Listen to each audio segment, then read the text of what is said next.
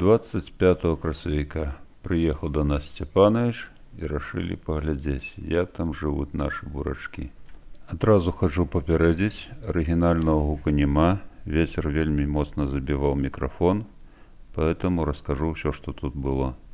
Прыехалі на першае поле. Уражанне такое, быццам бы прыехалі на пляж, а не на поле. Сцяпанович доўга шукаў бурачкі, сказаў, што з пясочку пагуляцца тут добра, але бурачкоў няма, будзем перасяваць. Але крышку пакалупаўшыся больш внимательно, нашли росточки и живые. Думка помянялася. Если все будет добро, будем с бурачками. Через недельку полязем, что за это отрымалось. Дубки, которые по краю поля у нас посажены, крышку спасали ситуацию, але не до конца. Трэба нешта думаць на наступны год з гэтым. Наступнае поле порадавала ад душы.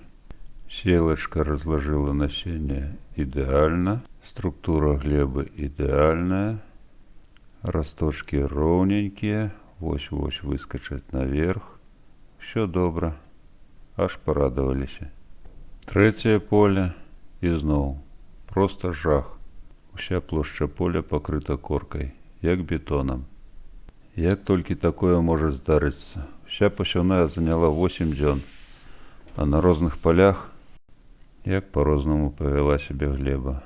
В адным месцы пясок, в другім месцы ўсё выдатна, в трэцім бетон. Паглядзім, што было ў чацвёртым месцы.